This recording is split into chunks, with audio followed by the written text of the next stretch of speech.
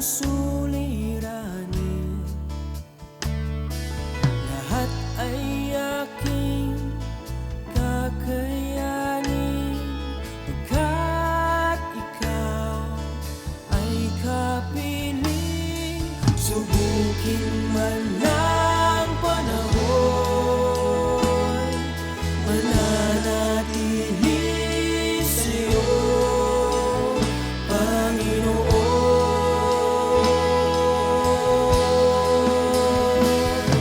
Walang alinlangang manlilingkod, walang pangambang sa'yo ay susunod. Hindi susuko at hindi ito, patuloy lamang sa iyo, Panginoon.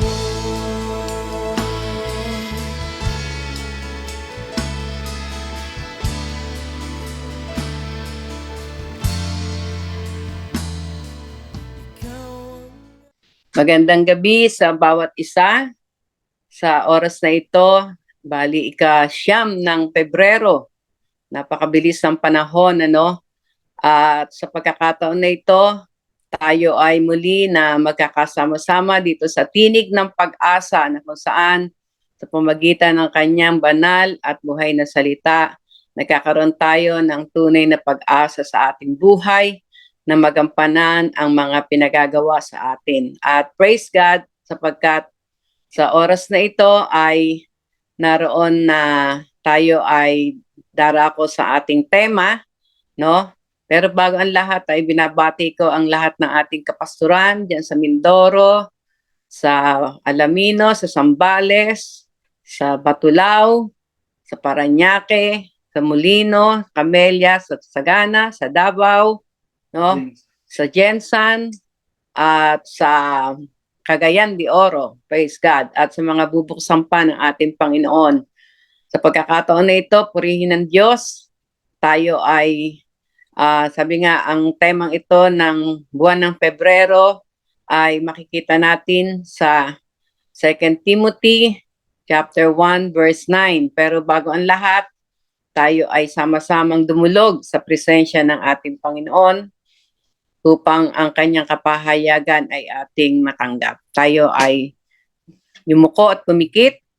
Ama namin Diyos, sa pangalan ng aming Panginoong Hesus, marami pong salamat sapagkat tunay nga, Panginoon, hindi ka nalilimitahan ng distansya, ng oras, Panginoon. Salamat sapagkat kung saan may 2 o 3 na nagkakatipon sa inyong banal na pangalan, kayo na sa aming kalagitnaan.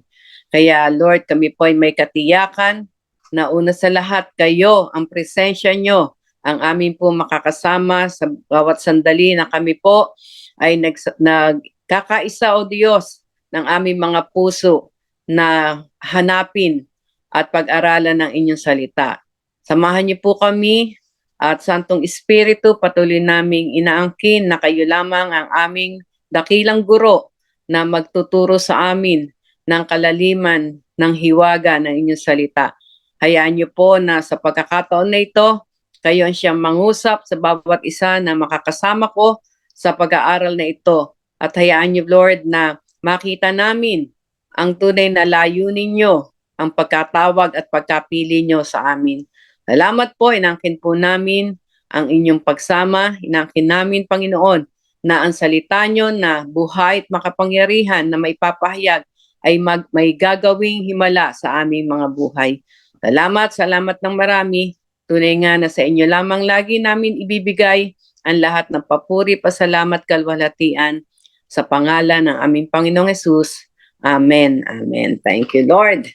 Sa oras na ito, buksan natin ang ating banal na kasulatan sa aklat ng ikalawang Timoteo, talatang 1 at versikulo 9. 2 Timothy chapter 1 verse 9.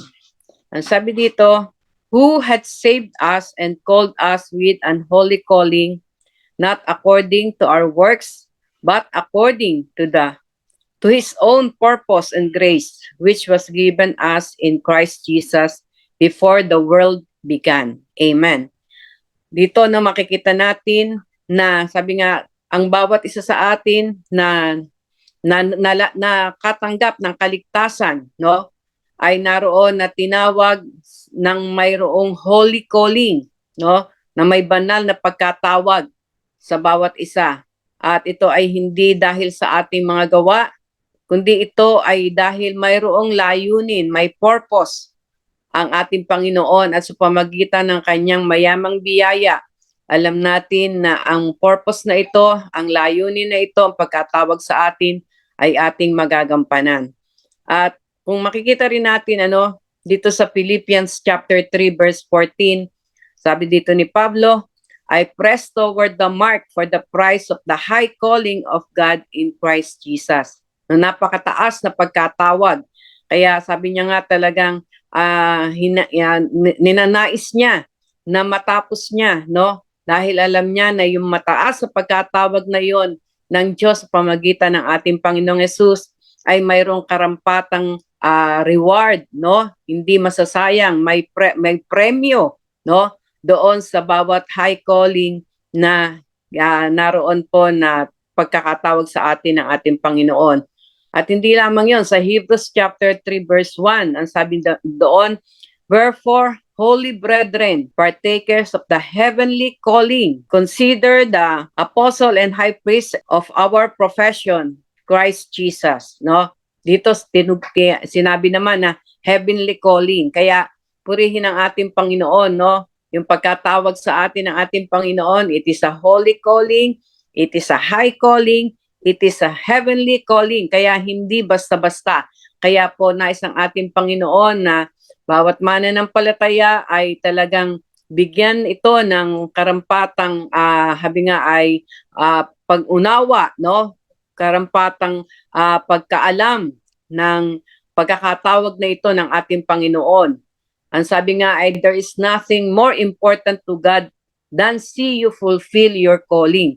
Walang importante sa ating Panginoon kundi ang makita na nafulfill natin o nagagampanan natin yung pagkakatawag niya sa bawat isa sa atin. Bakit?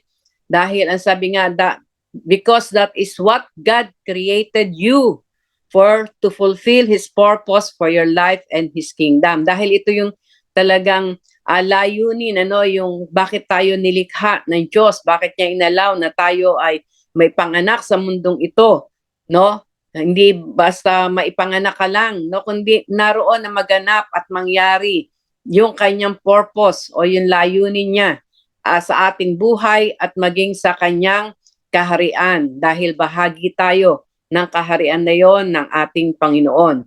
Ang sabi nga po, if you do not fulfill your calling, it will affect the entire kingdom of God.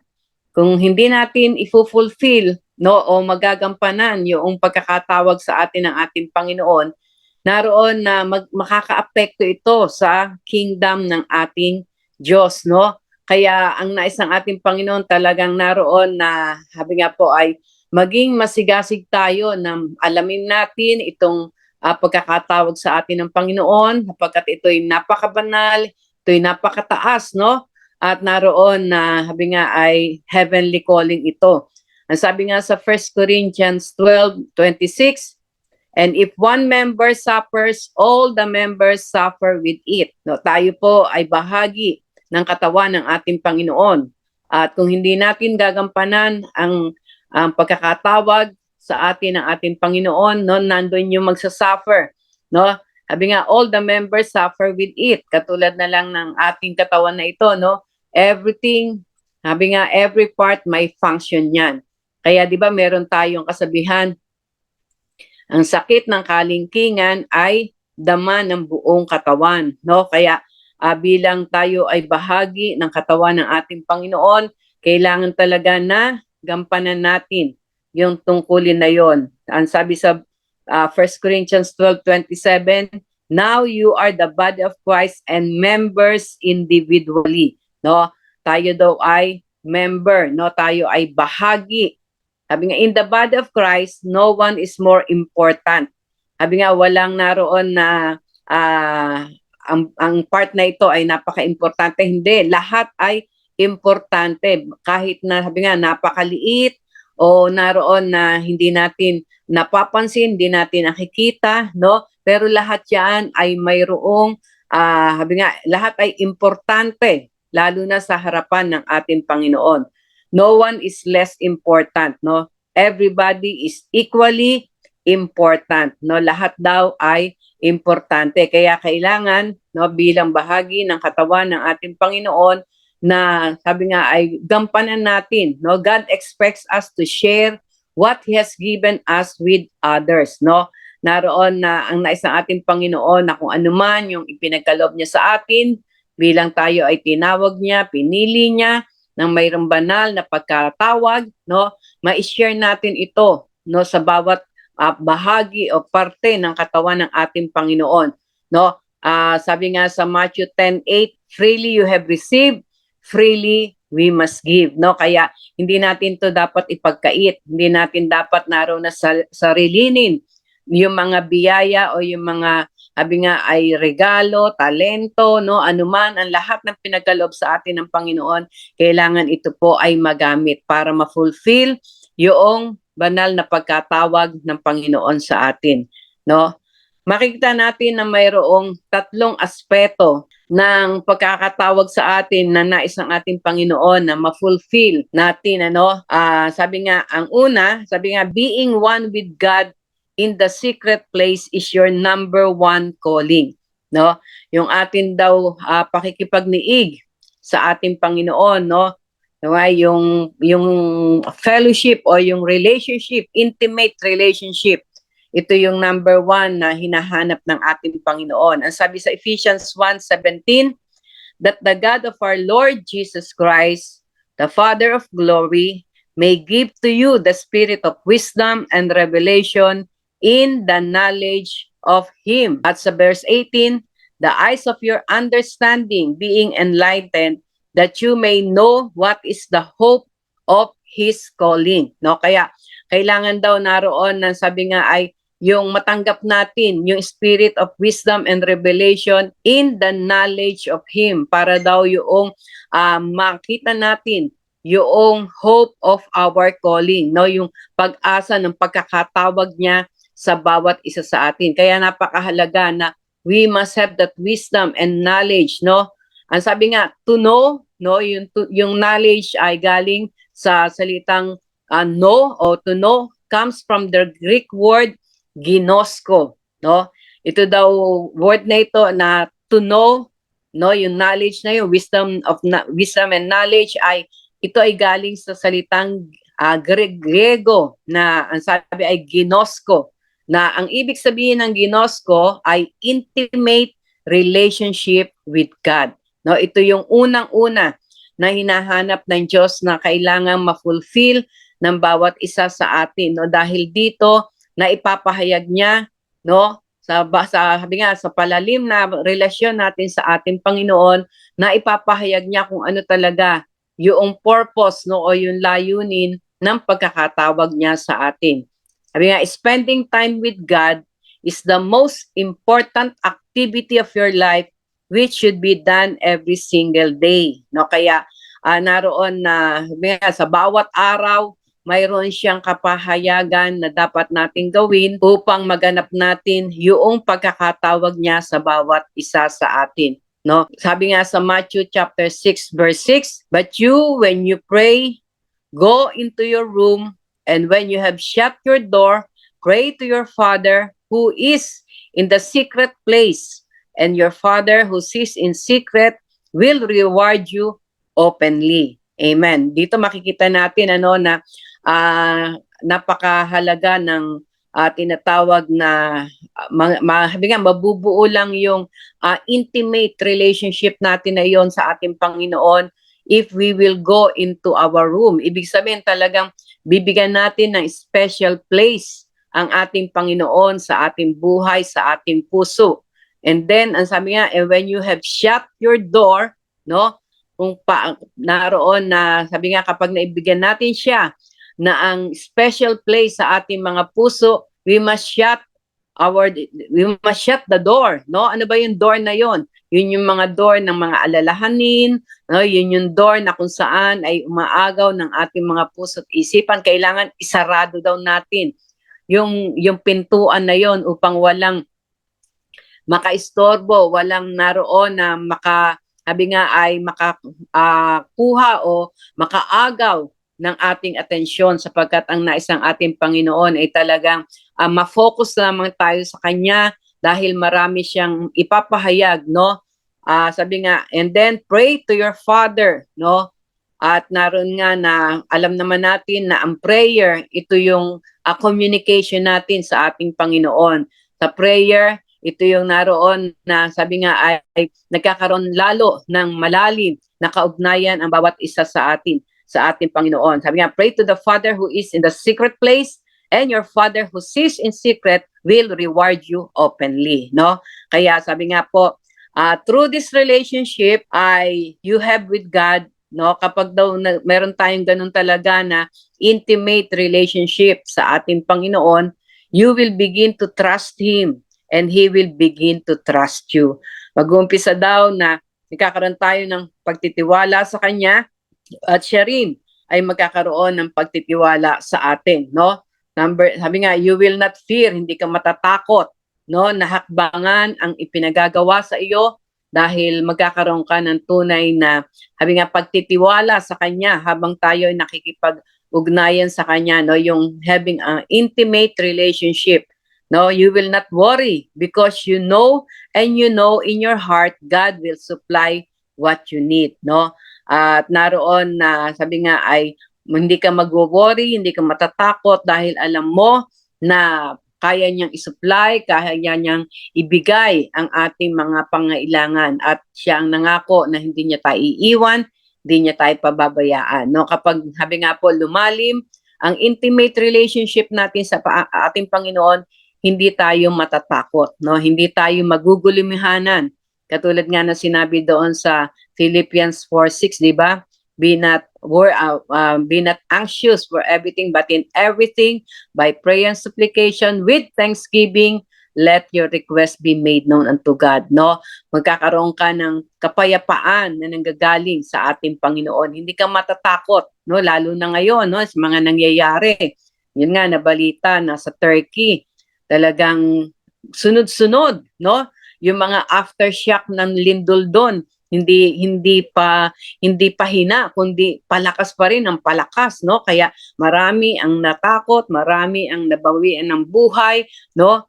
Pero ang sabi nga ay kapag may malalim kang kapahayagan o malalim kang intimate relationship sa ating Panginoon, ang sabi niya nga sa kanyang salita, in this world you shall have tribulation, but be of good cheer, I have overcome the world. Meron kang kapayapaan na ang lahat ng bagay ay napagtagumpayan na ng ating Panginoon. No, naalala ko nga nung nasa Mindoro pa kami, nung lumindol, no, doon ko talaga nakita na ganun pala yung ibig sabihin, yung peace that passeth all understanding.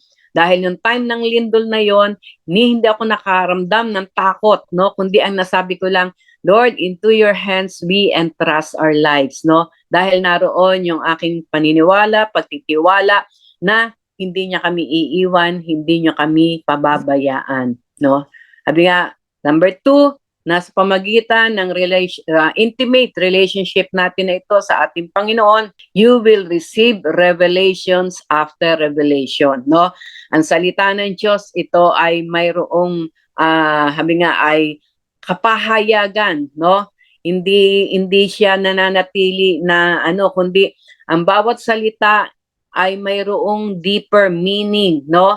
Palalim ng palalim ang kapahayagan na ipapaunawa sa atin ng ating Panginoon sa kanyang salita. Kumbaga, kung ang salita ng Diyos dati ay logos lamang, ano ibig sabihin ng logos? Written word. Kaya minememorize mo ito, no? Pero pagka nagkaroon tayo ng intimate relationship sa Kanya, ang salita ng Diyos ay nagiging rema, nagiging buhay, no? Nagiging, sabi nga ay naroon yung nararanasan natin yung kapangyarihan na ito, na in times of trouble, no, naroon yung kasagutan. na ipinapahayag ng ating Panginoon. Kaya, sabi nga, katulad ng nabanggit ko kanina, no, hindi ka matatakot, hindi ka magwo-worry kahit ano pang kaguluhan ang ating naroon na pagdaanan, anumang problema, anumang mga pagsubok, no? Kapag natanggap mo ang kapahayagan na nanggagaling sa ating Panginoon, makikita mo walang imposible sa Kanya. Amen? At naroon na katulad ng sinabi sa Romans 8:28, ang masasabi mo, all things work together for good to them who love God and who are called according to His purpose. No? Kaya napakahalaga ng intimate relationship na ito ng ating Panginoon. Ano? At sa number 3, through this intimate relationship we have with God, you will be sensitive to the voice of the Holy Spirit. No? Naroon mararanasan natin na sabi nga ay siya ang magpapahayag, 'di ba? May verse sa Bible na sabi, wag kang mamroblema kung anong sasabihin mo, no? Sapagkat ang Panginoon, no, sa pamamagitan ng Santong Espiritu, siya ang maglalagay sa ating mga labi, no, kung ano yung ating sasabihin. Kaya magiging malinaw o sabi nga magiging matalas ang ating pandinig sa kanyang ipapahayag.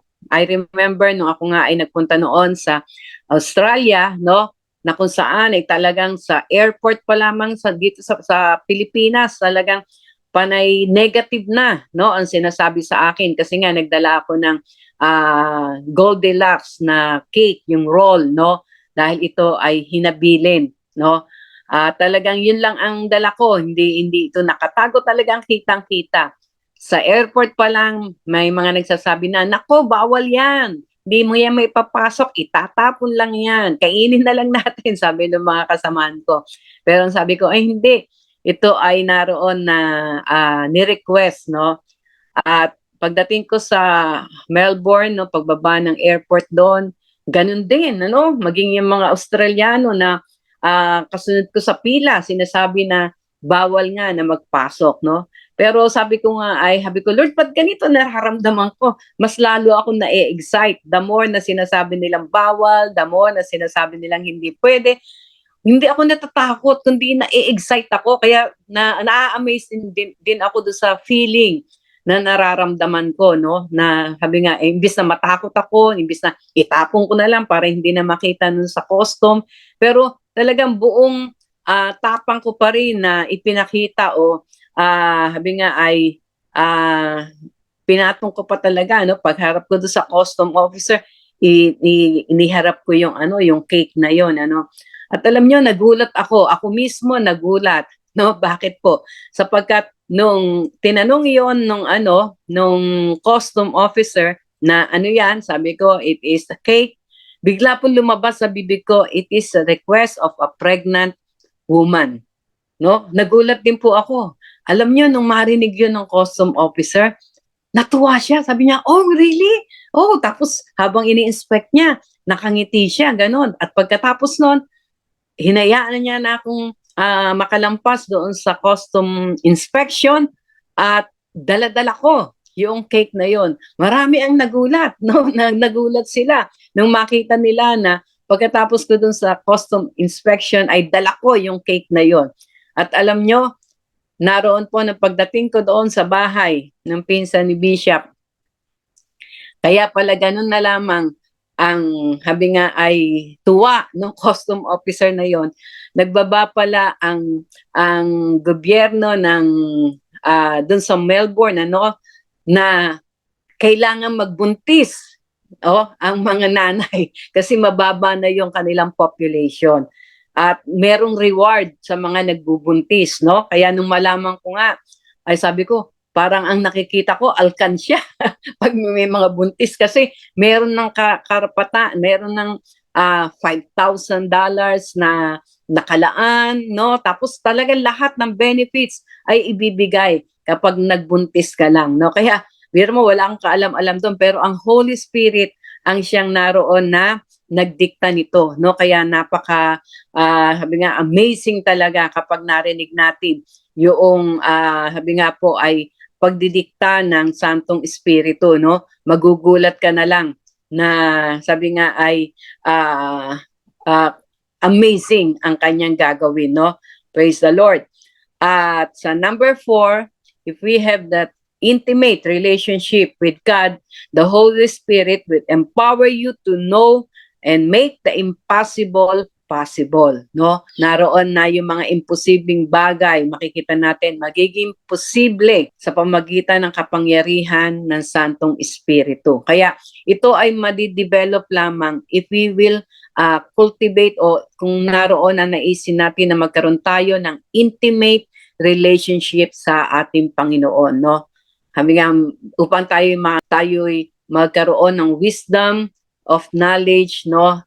In the knowledge of our Lord Jesus Christ, no? At sa number 5, through this relationship you have with God, the Holy Spirit will anoint you to fulfill your daily calling. Amen. No, sabi nga meron tayong daily calling. Ang bawat araw ay naroon na napakahalaga, no? Meron nang itinalaga ang Diyos na dapat nating gawin sa bawat araw, no?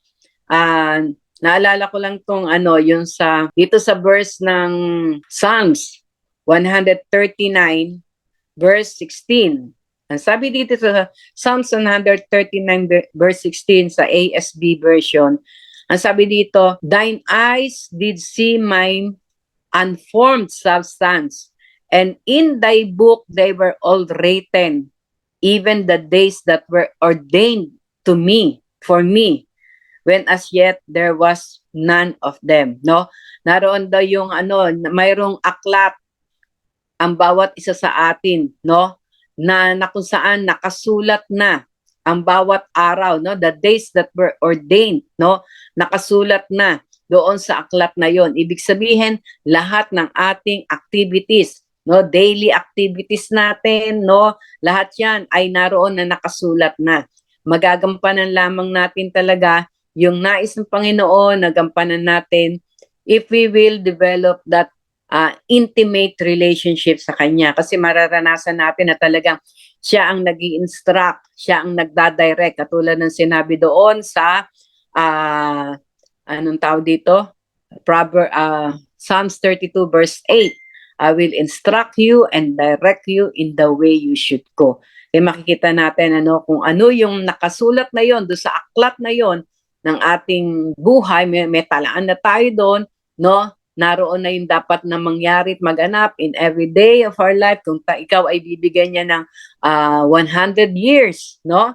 Sa mundong ito, lahat ng araw na yon, meron ka nang dapat gawin. Meron na tayong dapat gawin. At ito ay magagampanan natin sa kanyang patnubay. Pero kung wala, sabi nga, without intimacy with God, you will just be a normal human being with no power, no inheritance, no calling. Para bang katulad ng sinasabi na iba ay mabuhay na lang. Kaya 'di ba doon sa aklat ng na sa Ecclesiastes, no? Yung unang sinabi ni vanity, everything is vanity. Sabi ni Haring Solomon, no?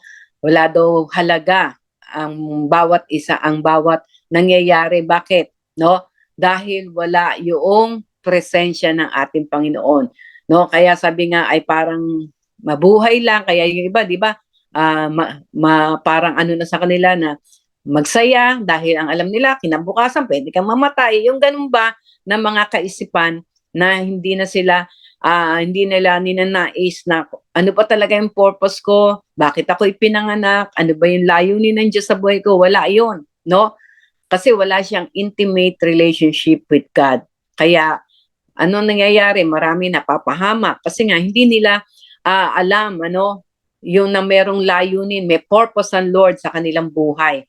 Na sa bawat umaga binibigyan niya tayo ng bagong buhay, no, bagong kalakasan dahil may layunin siya sa atin. Kaya sabi nga, without fulfilling, no, kung hindi tayo magkakaroon ng talagang ganitong relationship sa ating Panginoon, no, hindi natin naroon na sabi nga ay para tayong isang parang hayop, no, na kung saan ay naroon na kain, tulog lang, ganun lang, no, walang talagang layunin sa kanyang buhay. Sabi nga, without intimacy with God, you will just be a normal human being with no power, with no inheritance, with no calling, no. Kaya ang number one na aspeto na kailangan ma-fulfill sa atin, no, para magampanan yung calling natin ay yung having an intimate relationship with God. Number two, another calling for every believer ay we are called to serve. Yan yung pangalawang purpose natin na kapag tayo ay, sabi nga, ay nagkaroon na ng intimate relationship sa ating Panginoon, no? Naroon na natatanggap na natin yung kanyang instruction at direction, then magagampanan natin yung another calling natin to serve, no?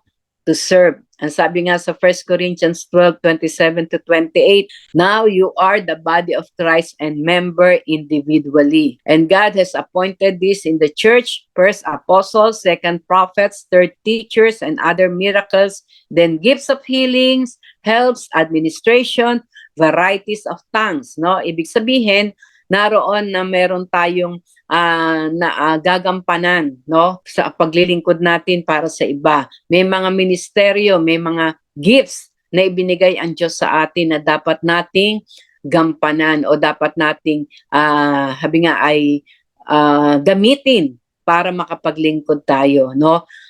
Tandaan natin na naalala ko si Jonah, no, nung siya ay naroon na utusan ng Diyos para pumunta sa Nineveh at sabihin ang pinasasabi ng Diyos. Si Jonah, ang ginawa niya, tumakas siya. Hindi siya sumunod sa ating Panginoon, no? Nagpunta siya ng Tarsis. Kaya pagdating pa lang doon sa, hindi pa siya nakakarating ng Tarsis, no? Doon pa lang sa barko na kanyang sinakyan, nakaranas na ng trouble, no? Hanggang sa nagkagulo na ang lahat kasi talagang grabe yung hangin, grabe yung bagyo na kanilang dinaranas na halos parang lulubog na yung barko. Tapos sabi ng mga tripulante, ang ganda-ganda ng panahon, bakit biglang merong dahilan ito. At nakita nila sa kanilang pag-iikot doon sa barko, nakita nila si Jonah natutulog, no? Walang pakialam sa mundo. Minsan maraming tao ganun, maraming Kristiyano ganun, walang pakialam sa mundo, no? At makikita natin na sabi nga ay dumating sa punto dahil na pinpoint na siya yung dahilan bakit nagkakagulo na ganun, no? Ay sinabi ni sige, tapon niyo na lang ako sa sa dagat, no? Pero makikita natin na minsan yung iba ganun na ang ang nagiging dahilan na kung sa palagay nila wala na silang ang tawag dito layunin, no? Dahil nga wala silang malalim na relasyon sa ating Panginoon, yung iba papakamatay, no? Iba nakikita niyo minsan yung mga pinapasok ng mga depression, Kristiyano na, no? Kristiyano na pag napasok ng depression, talagang parang wala na silang halaga, no? Yung dikta ng kaaway na mag-suicide, minsan yung iba nagagawa nila yun, kaya nakakalungkot, no? At naroon na sabi nga ay marami ang nalilinlang ng kaaway sa ganung mga pagkakataon. Kaya sabi nga ay talagang number one talaga yung intimate relationship natin sa ating Panginoon. Na kapag naroon na sabi nga yung natanggap na natin, no, nararanasan natin yung instruction ng Panginoon, then we can serve others, no? Katulad nga ng sinabi dito, mga talata na ito na alam natin na tayo ay bahagi, may gagawin tayo. Kaya nakita niyo si Jonah, no? Kung titusin, nagsabi siya na, sige, tapon niyo na lang ako sa dagat kung ako ang dahilan. No? Gumawa pa rin ang paraan ng Diyos, no, sa pamagitan ng pagdadala ng malaking isda para hindi siya malunod, hindi siya mamatay dahil kailangan niyang gawin yung dapat niyang gawin. Amen? No, kaya tayo, anuman ang takbo natin, anuman ang naroon na sabi nga ay pag-iwas natin, tayo lang ang mahihirapan. No? Better na sabi nga have an intimate relationship with God para makita mo kung ano talaga yung layunin o purpose mo, no? Huwag ka nang tumakbo, kapatid. Huwag ka nang kung ano-anong ginagawa pa, no? Hanapin mo ang kalooban ng Panginoon. Hanapin mo yung kanyang instruction, yung kanyang direction, no? Ayaw ng Panginoon na ganyan ang nararanasan mo. Ang nais ng Panginoon, maranasan mo, no? Yung kanyang pagsama na sabi nga sa bawat paghakbang mo, ang mararamdaman mo, kagalakan, joy unspeakable, peace that passeth all understanding, no? Kaya naroon na sabi nga ay our calling is to serve others, no? Serve others. At ang pangatlo, another calling for every believer is we are called to fulfill the Great Commission. Ano ba yung commission na yon ng ating Panginoon? No? Ang sabi doon sa Luke chapter 10 verse 19, behold, I give unto you power to tread on serpents and scorpions and over all the power of the enemy, and nothing shall by any means hurt you. For you know, ang sabi dito sa 2 Corinthians 8:9, no? For you know the grace of our Lord Jesus Christ, that though he was rich, yet for your sake he became poor, that you through his poverty might become rich. Para magampanan natin yung sinasabi sa Matthew 28 verse 19, na go therefore and make disciples of all nations, baptizing them in the name of the Father and of the Son and of the Holy Spirit, no? Ito yung Great Commission ng ating Panginoon. Humayo tayo, ipahayag natin, no? Pahayag natin ang kanyang kadakilaan, no? Ma-disciple natin, no? Ma-disciple natin ang mga mananampalataya na patuloy na magtiwala, maglingkod sa ating Panginoon. Gagamitin niya ang bawat isa sa atin, no? Kaya napakahalaga nun, no? Na talagang naroon na ang layunin ng Diyos sa ating mga buhay. Una, to have intimate relationship with Him. Pangalawa, ay naroon na sabi nga makapaglingkod tayo sa iba, at higit sa lahat, makahayo tayo to fulfill the Great Commission. At yung kaharian ng Diyos ay talagang makita, maranasan, katulad ng sinabi doon sa prayer, no, yung itinuro ng Panginoon na prayer na His kingdom come, His will be done on earth as it is in heaven. No? Maranasan ng mga mananampalataya, ng mga tao, yung kaharian ng Diyos. No? At ang kalooban niya ang mangyari dito sa lupa, gaya ng nasa langit. No? Kung ano yung nakasulat dun sa aklat na nakatalaga sa atin ay mangyari dito sa lupa, no? Gaya ng nasa langit. Kaya purihin po ang ating Panginoon, no? Wag natin sayangin ang pagkakatawag sa atin ng Panginoon. Ito'y napakabanal, ito'y napakataas. At sabi nga, heavenly calling ito, no? Huwag natin pong hayaan na naroon na sabi nga ay hindi mangyari yung kalooban ng Diyos, no? Yung purpose ng Diyos sa ating mga buhay. At tandaan natin, sabi nga, it is not by our might nor by our power, but by the Spirit, saith the Lord. Kailangan natin yung kanyang kahabagan, no? Yung grace niya, no? Sabi nga, the power of His might, mararanasan natin through His grace, no? Kaya, para wala tayong maipagmalaki. Maging ang kaligtasan natin, di ba sabi sa Ephesians chapter 2 verse 8 and 9, by grace you are saved through faith, not of your works, lest any man should boast. Kaya alam niyo po, kapag po ang kalooban o yung purpose, no, ng Diyos sa atin ay nagampanan natin dahil tayo nga ay kanyang tinawag, wala tayong may pagmamalaki, no? Ang magagawa lang natin ay patuloy na pasalamatan, papurihan, dakilain, sambahin ang ating Panginoon. Amen? Kaya purihin pong Diyos sa gabi pong ito. Dalangin ko na sa bawat isa na nakasama ko, no, sa pag-aaral ng kanyang salita ay talagang mahalin natin yung pagkakatawag sa atin ng ating Panginoon. No? Sabi nga, hindi tayo ang pumili at tumawag sa Kanya. Siya ang pumili at tumawag sa atin. It is a great privilege, no, na tayo ay piliin ng ating Panginoon, ang Hari ng mga hari, ang Diyos ng mga Diyos, no. Hallelujah. Kaya sa gabi pong ito, kung sa ating mga buhay ay naroon na nung mga nakaraan, binabaliwala natin yung pagkakatawag na yon, pagkakapili sa atin ng Panginoon. It's high time, no? We must redeem the time for the days are evil, no? Wag na nating hayaan na lumipas pa ang bawat araw na hindi natin nagampanan ang pinagagawa niya sa atin. Remember, sabi nga, daily naka-record na lalakaran na lang natin.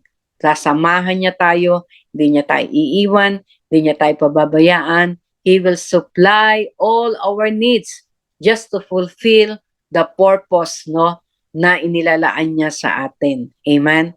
Naalala ko yung isang awit, no?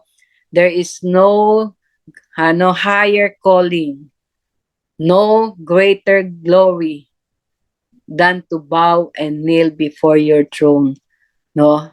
I'm amazed, sabi nga, with your glory, embrace with your mercy, O Lord, I live to worship you. Amen? No?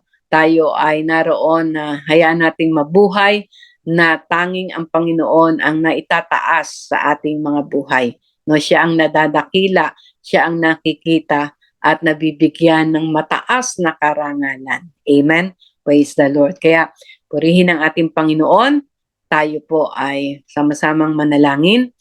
Ama namin Diyos, salamat po sa gabing ito. Salamat sapagkat patuloy niyong pinapaalala sa amin ang banal na pagkatawag niyo sa amin, Panginoon, na ito'y napakataas, Panginoon. Ito ay galing diyan sa kalangitan.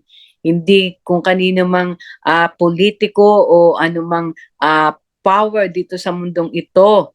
Ang pinanggalingan ng aming pagkakatawag, ito po ay galing diyan sa kalangitan, galing sa inyo, Panginoon. Kaya Lord, hayaan niyo po na ang buhay namin, O Diyos, ay maging kalugod-lugod sa inyong harapan.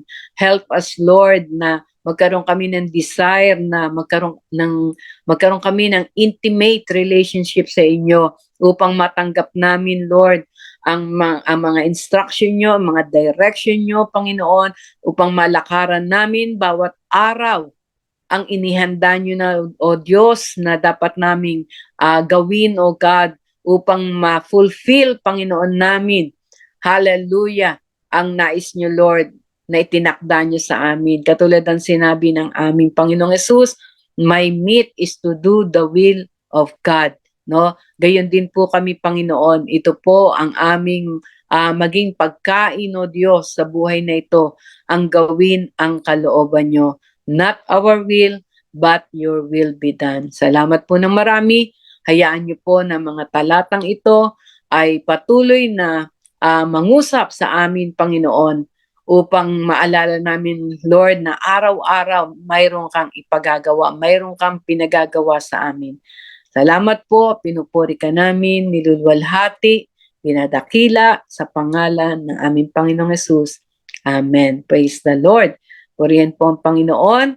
At by next Tuesday, no, maging excited po tayo, no, dahil ang temang ito na ibinigay ng Diyos talagang nakaka-excite po, no, at tandaan natin, deeper revelation pa ang ating pong matatanggap. Kaya praise God, God bless us all, at yun nga, see you next Tuesday again. Amen. Praise the Lord.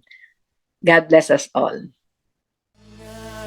Lang ang maglilingkod, walang pangambang sa'yo ay susunod. Hindi susuko at hindi hinto, patuloy lamang sa iyo. Hanggang dulo, mananatili anumang hamon, ikaw pa rin ang Panginoon. Tatapusin ang takbuhin sa kahanan.